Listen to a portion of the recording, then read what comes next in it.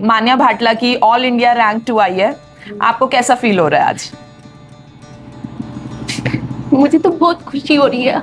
हमारा इसने गर्व ऊंचा कर दिया, सिर ऊंचा कर दिया। इसने पूरा बाटला फैमिली का नाम रोशन करा है। वैसे तो मैं छोटा सा पार्लर ही चलाती हूँ, लेकिन इसने ना इतना मतलब इस क्या बोलूं, इसने बहुत ज्यादा मेहनत करी है। इस मालिक का शुक्र है बहुत जो उन्होंने इतना आशीर्वाद इसके सिर पे रखा है। कैसा फील हो रहा है? गर्व? पूरा बेहतरीन वाला मजा आ गया इसने जो करके दिखाया है। इसके ऊपर तो मैं शुरू से ही विश्वास है, पूरा विश्वास है, क्योंकि जब ये स्टार्ट स्कूल से किया था इसने, तो तभी से लेके इसका आज तक रिजल्ट ऐसा रहा है कि जो भी टीचर्स रहे हैं उन सब की नज़र मतलब इसकी एक अलग ही पहचान रही है। इसको नाम से जानते हैं हर टीचर आज तक भी। अब ये डीयू में गई है, वहाँ भी इसने अपनी पहचान बनाई है अलग से ही, तो इस पर तो पूरा हमें भरोसा है। नमस्कार सहारनपुर। आज हमारे साथ एक ऐसी मेहमान मौजूद है जिन्होंने अपने डेडिकेशन, डिसिप्लिन और हार्ड वर्क से पूरे देश में अपनी पहचान बनाई है। मान्या भाटला, जिन्होंने सिर्फ कंपनी सेक्रेटरी का एग्जाम क्लियर ही नहीं करा, साथ ही साथ ऑल इंडिया रैंक 2 भी हासिल करा है। आपको बहुत बहुत बधाई Manya. Thank you so much. नमस्कार सहारनपुर, हेलो एवरीवन, नमस्ते। मेरा नाम मान्या भाटला है एंड मैंने ऑल इंडिया रैंक 2 सिक्योर करा है CS प्रोफेशनल ICSI में। अपना इंट्रोडक्शन स्टार्ट करने से पहले मैं अपना CS प्रोफेशन के बारे में बताना चाहूँगी। CS मतलब कंपनी सेक्रेटरी, जिसे हम हिंदी में कंपनी सचिव बोलते हैं। हमारा सहारनपुर इतना प्यारा शहर है, लेकिन थोड़ी अवेयरनेस अभी यहाँ पर कम है कंपनी सेक्रेटरी की।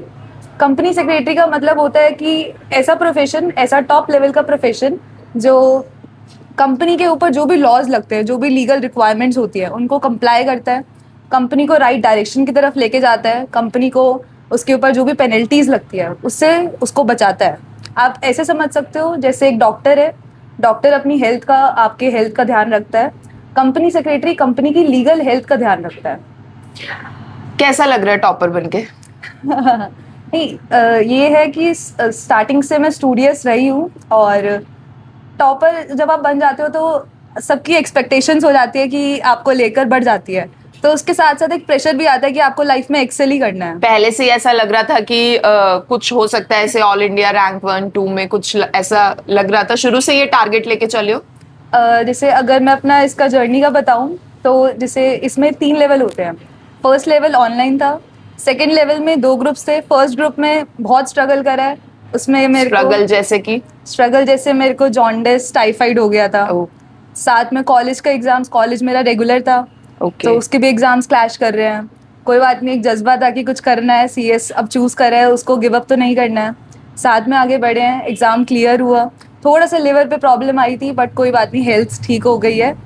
देन December 24 सेकेंड ग्रुप दिया, वो भी क्लियर हो गया। कॉलेज के साथ हमेशा मेरे एग्जाम्स क्या थे? वर्किंग आवर्स क्या रहे आपके? मैं थोड़ा सा जानना चाहूंगी, आप कितना टाइम अपना सोशल मीडिया को कैसे देते थे या नहीं यूज करते थे? सोशल मीडिया मैंने पूरा कट ऑफ नहीं करा था। मेरे को था कि कुछ एक मेरे को फोमो का डर रहता है कि कुछ मिस आउट ना हो जाए। एक खुद पे एक सेल्फ कंट्रोल था कि मेरे को सारी चीज़ें करनी है। एक सोशल मीडिया पे भी ध्यान रखूंगी, लेकिन पॉजिटिव कंटेंट देखूंगी, क्योंकि जब हम पढ़ते हैं तो एक डिप्रेशन माहौल हो जाता है कि एक रूम में बैठे हैं। ऑनलाइन स्टूडेंट्स मेरे से रिलेट कर पाएंगे। एक रूम में बैठे हो आप किसी से आपकी ज़्यादा इंटरेक्शन नहीं होती है, तो एक डिप्रेसिंग वैसी माहौल हो जाता है। फ़ोन में भी अगर आप डिप्रेशन ऐसे सारी चीज़ें देखोगे कि पढ़ रहे हैं, तो मेरे को ऐसा लगता है फ़ोन चलाओ, लेकिन थोड़ा पॉजिटिव कंटेंट देखना चाहिए। आपके कितने थे जो आपके लर्निंग आवर्स थे, पढ़ाई के जो आवर्स थे, वो कितने थे? मैंने ऐसे कभी क्वांटिफाई नहीं करा आवर्स को। मतलब ऐसे था कि जब पढ़ने का मन कर रहा है मैं पढ़ती थी। फिर भी एक अप्रॉक्स कुछ होगा ना कि इतने आवर्स तो मेरे को पढ़ना ही है, ऐसा कुछ? डेडिकेटली मतलब 8 to 9 आवर्स तो मैं देती थी daily. Yes. Okay, sleeping hours क्या रहते थे? स्लीपिंग आवर्स का थोड़ा ये है कि मतलब मेरे को नींद से बहुत प्यार है, तो थोड़ा उसमें भी मैंने प्रॉपर ऐसे कि 6 to 7 आवर्स, कभी ज़्यादा भी हो जाता था। तो नींद कॉम्प्रोमाइज़ नहीं करनी चाहिए, नींद इशू नहीं होना चाहिए।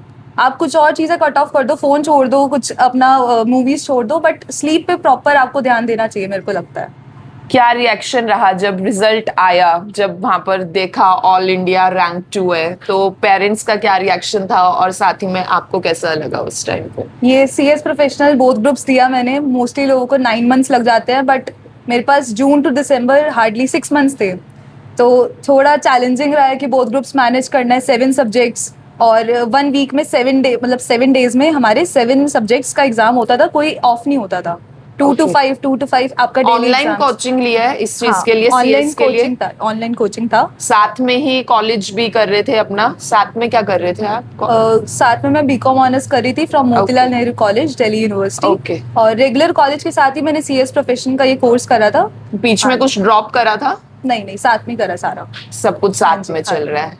वाओ, अब हो गया, ग्रेट। कॉलेज हो गया, ग्रेजुएशन हो गया, उसके बाद ये CS प्रोफेशन का था मेरा 3rd लेवल जो था, वो घर आकर मैंने अपने करा था। इसमें एक चीज़ मैं बताऊंगी, जब आप बाहर रहते हो तो आपके सराउंडिंग में सारे पढ़ने वाले बच्चे होते हैं। घर आकर एक कंफर्ट जोन हो जाता है कि अब जैसे हमारे पास 2 रूम्स है, बस एक सेपरेट रूम भी नहीं है। एक आपको इन्वायरमेंट चाहिए होता है कि बिल्कुल शांति का माहौल चाहिए पढ़ने के लिए, वो शांति का माहौल घर आके नहीं होता है। So it was quite challenging for me, but फिर भी ऑल इंडिया रैंक 2 आ गया। It's all because of my parents. भगवान तो जी की कैसे कृपा पढ़े है। आप? जब घर आते थे तो कैसे फिर मैनेज करते थे चीजें? और मैंने फर्स्ट तो लेक्चर्स पे अपना फोकस रखा है, लेक्चर्स कंप्लीट करे, ऑनलाइन लेक्चर्स लेते थे? कॉन्सेप्ट्स क्लैरिटी पे फोकस करे, सेल्फ स्टडी करी है। वो भी मैंने सबको ऐसे शांत करा के, ऑब्वियसली, कि मेरे को पढ़ना है। बहुत स्ट्रगल होता है घर आकर जब आपके पास सेपरेट रूम नहीं होता है, बट बस आपको आपका गोल क्लियर होना चाहिए। लाइब्रेरी वगैरह ज्वाइन करा हुआ? लाइब्रेरी भी नहीं करी थी, घर से ही करा है। घर से ही हाँ। करा है। कब दिमाग में ऐसा ख्याल आया कि CS करना है? क्योंकि बहुत सारे ऑप्शंस होते हैं जब हम 12th करते हैं उसके बाद। तो CS का कैसे क्लिक हुआ आपको? जैसे आप कह रहे हो कि आप ग्रेजुएशन भी साथ में कर रहे थे, तो क्या सोचकर CS ऑप्ट करा? जब मैं बीकॉम ऑनर्स के 2nd ईयर में थी, 1st ईयर आपको पूरा ऐसे चिल आउट मोड में चला जाता है कि हाँ, नई प्लेस पर आए हैं, लोगों से इंटरेक्शंस कर रहे हैं। 2nd ईयर में आके थोड़ा एक सीरियस माहौल हो जाता है कि अब लाइफ में क्या करना है।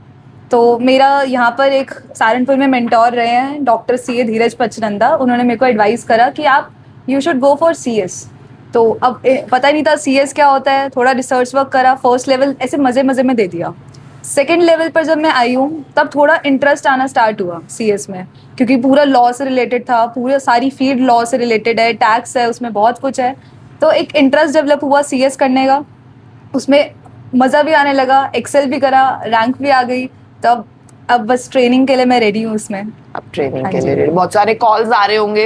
हाँ, कॉल्स आ रहे हैं, कंपनीज से कॉल आ रहे होंगे? डायरेक्टली उनके कॉल आ रहे हैं कि आप बहुत हमारे- सारे ऑप्शन सामने हैं। अब कैसा लग रहा है ये सब ऐसा देख के? हाँ, अच्छा लग रहा है, बट अभी थोड़ा सा रिसर्च वर्क करके कि कौन सी कंपनी कौन सी बेस्ट company रहेगा, best? कहाँ पर करना है, वो डिसीजन लेंगे।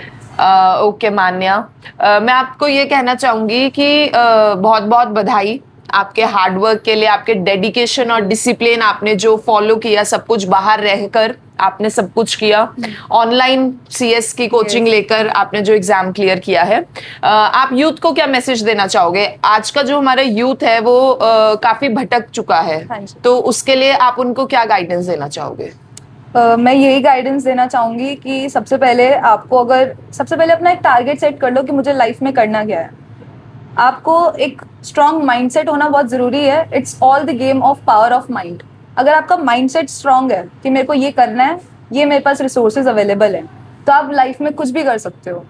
ये अगर मैं अपना भी एग्जांपल लूँ, मेरी अगर रैंक आ सकती है तो किसी की भी रैंक आ सकती है। बस आपको अपना माइंडसेट स्ट्रॉन्ग करके चलना है।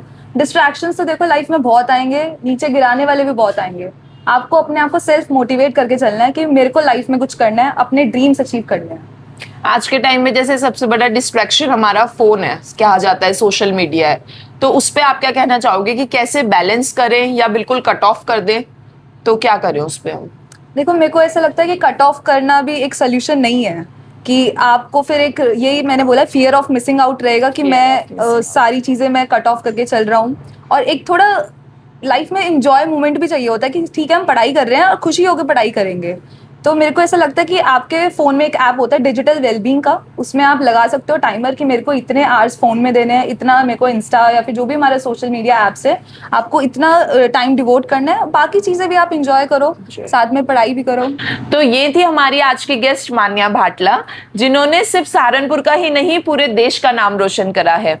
इन्होंने अपने रूटीन के बारे में बताया, सोशल मीडिया को कैसे बैलेंस करना है, अपने स्टडी आवर्स कैसे बैलेंस करना है, उन सब चीजों को बताया। आप सभी को हमारा आज का वीडियो कैसे लगा हमें कमेंट बॉक्स में बताइए। Thank you.